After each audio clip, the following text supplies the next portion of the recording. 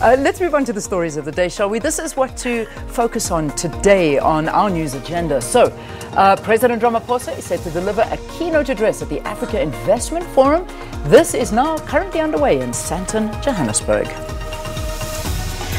Former Cape Town Mayor Patricia de Lille, she will lay fraud charges against certain DA members of Parliament who are alleged to have distributed a fake Auditor General's report that was circulated on social media. 8 police officers who were arrested in connection with the torture and murder of a Nigerian national are expected to appear in the Vanderbijl Magistrates Court today. And the South African Human Rights Commission will conduct a site inspection at Rahima Musa Mother and Child Hospital following reports of 9 infants having died due to a bacterial outbreak at the hospital. And that's just down the road here, yeah? Rahima Musa, Yeah. A former Coronationville Hospital. Yeah, just down the road from Down the us, road. Okay, now we turn to our question of the day here on the program. So what we're asking is, yesterday saw the Hout Bay police station in the Western Cape closed due to a police suicide. What proactive interventions do you think are required to deal with SAPS members who experience stress due to operational and personal challenges? These instances, I think, happen quite often, and one can only imagine the stress that the SAPS are under, what they see on a daily basis, the challenges. We do know how, our crimes are not just the normal crime. They are horrific. And the things that the SAPS have to deal with and what they see, do they get sufficient help? And that's a question you need to ask yourself. We're very hard sometimes on the SAPS, but to be honest with you, do we ever sort of take their side and look and say, do you have any idea what we go through on a daily basis? So if you are perhaps a police officer, you'd like to write to us, or if you've had experience, you were in the force, let us know. This is it's a real issue. Yeah, and add to that the fact that they don't get paid a whole lot, and the stress that comes along with that sort of situation. It is a toxic cocktail. Yeah, it really, really is. Okay, so that's how you get hold of us at Morning Live SABC, and we look forward to hearing you on any one of these mediums. Okay, now let's take a look at Twitter and see what's been trending overnight. Hannah Cornelius. Yeah.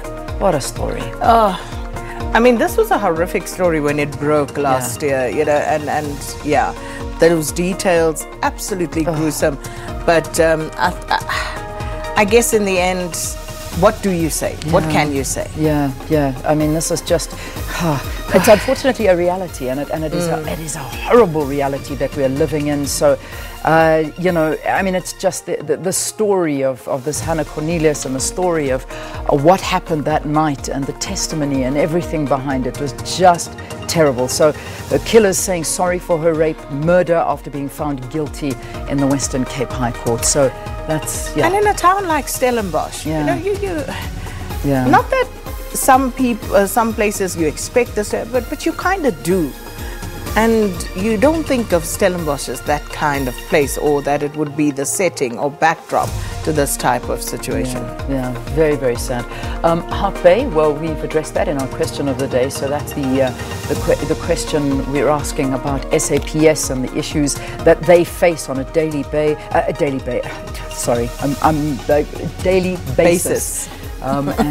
That's what we're focusing on. After that, police officer committed suicide and killed his wife as well. And terrible story. All right, Jim Acosta. This now was, of course, after this. Have a look at this video clip. If you didn't see it, here it is.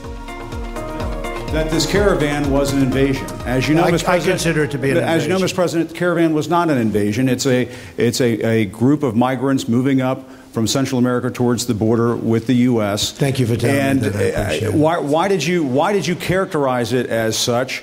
Because I consider it an invasion. You and I have a difference of opinion. But do you think that you demonized immigrants in this election to try to keep... I want them to come into the country, but they have to come in legally. They have to come in, Jim, through a process. I want it to be a process, and I want people to come in, and we need the people. Your campaign... Wait. You know why we need the people, don't you? Because we have hundreds of companies moving in. We need the people. Right. But your campaign had an ad showing migrants climbing over walls and so on. Well, that's true. But they weren't actors. They're not going to be doing that. They weren't actors. Well, no, it's true. Do you think they were actors? They weren't actors. They didn't come from Hollywood. Right. These were people. This was an actual, it happened a few days ago. And they're hundreds of miles away, though. They're hundreds and hundreds of miles away. That's not an invasion. Honestly, I think you should let me run the country. You run CNN. All right. And if you did it well, your ratings would be much better. If I may ask one other question, Mr. President. If I may ask one other question, are you worried? That's enough. That's enough. Mr. President, I was going to ask one of the other folks. That's enough. Pardon me, ma'am. Mr. President. Sure. And that's where the fight starts. Yeah. That was where the fight started. Those visuals, courtesy of CNN. What a presser that was. Yeah.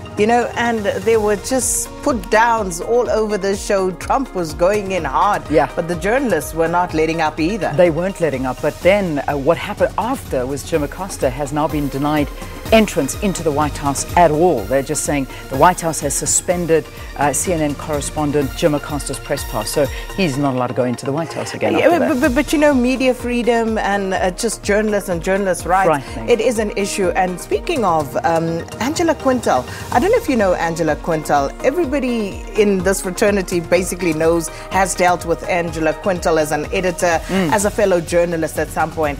And apparently Angela has found herself in some spot of bother in Tanzania.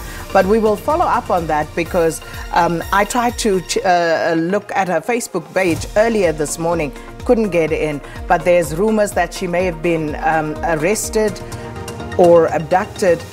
Angela Quintal. So we will follow up on that most definitely. Sure. Okay. All right. The final training story, Mourinho.